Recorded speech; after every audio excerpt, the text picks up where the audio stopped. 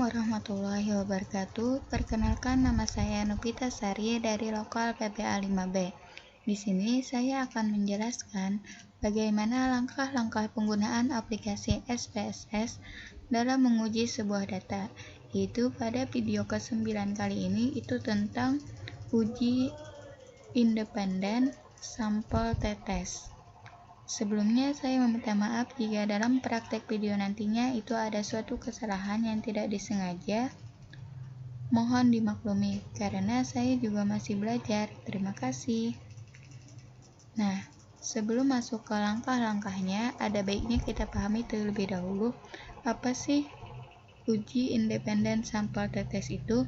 Independen sampel tetes adalah jenis uji statistik yang bertujuan untuk membandingkan rata-rata dua grup yang tidak saling berpasangan atau tidak saling berkaitan.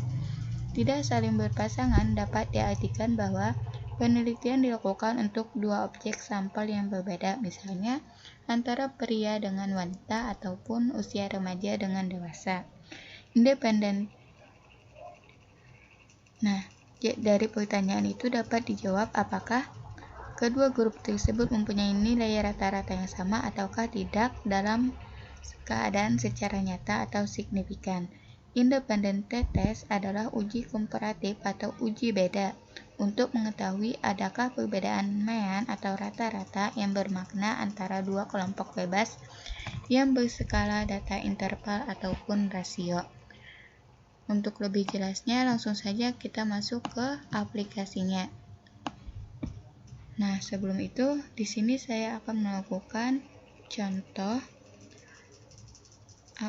dari kelompok A itu melakukan metode belajar dengan ceramah, sedangkan kelompok B itu menerapkan metode belajar dengan diskusi.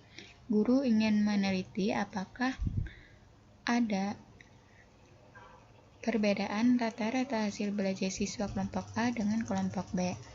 Nah, langsung saja itu buka aplikasi SPSS, masuk ke variable view, di kolom name itu beri kode, ketikkan hasil, kemudian pada kolom nama itu ketikkan kelompok.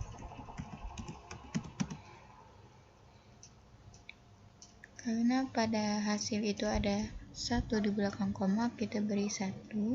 Kemudian untuk kelompok itu tidak ada, jadi 0. Di sini ketikkan hasil belajar.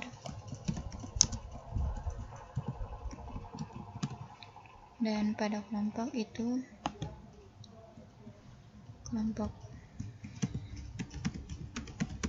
karena kelompoknya ada 2, jadi kita masuk ke kelompok, beri kode 1 untuk kelompok A,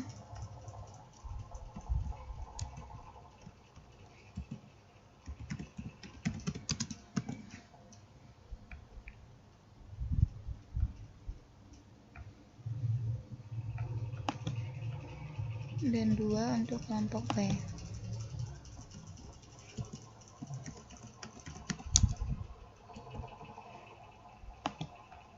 Oke, pada kolom hasil measure itu diberi scale dan untuk kelompok itu nominal. Setelah itu masuk ke data view dan copy data yang sudah ada di Excel.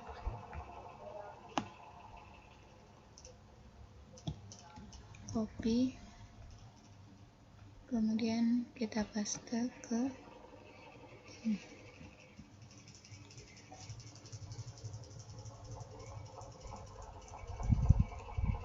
Jika sudah masuk ke analyze, karena kita ingin melakukan uji independen, maka kita pilih compartment dan di sini ada independent sample tetes.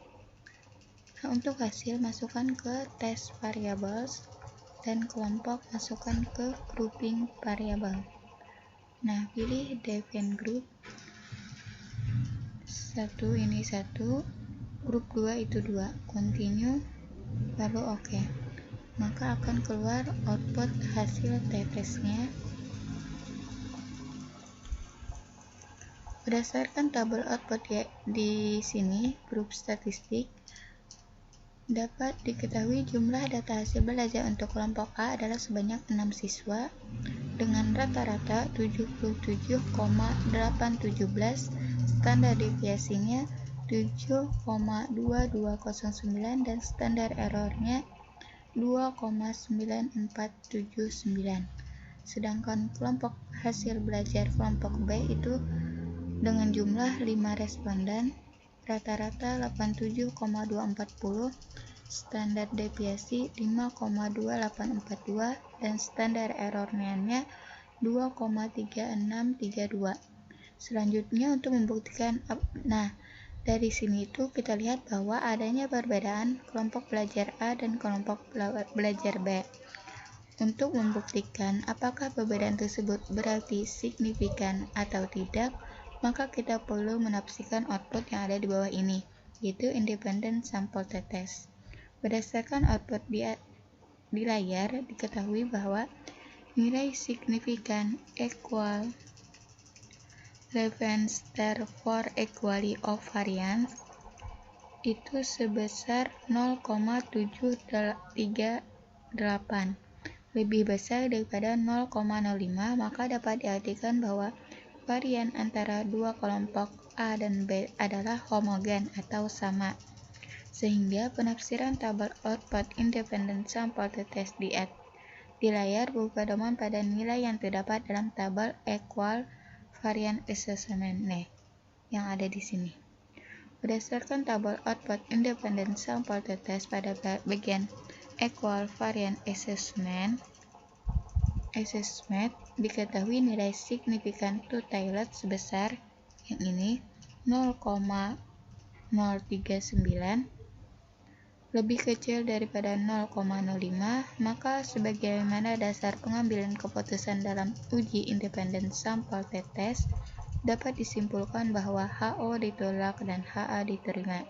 Dengan demikian dapat disimpulkan bahwa ada perbedaan yang signifikan atau nyata antara rata-rata hasil belajar siswa pada kelompok A yang belajar secara ceramah dengan kelompok B yang belajar secara diskusi. Jadi kiranya itu saja yang dapat saya sampaikan. Semoga bermanfaat dan dapat dipahami. Salah hilaf mohon maaf. Wabillahi taufiq wal hidayah, waridha wal inayah. Wassalamualaikum warahmatullahi wabarakatuh.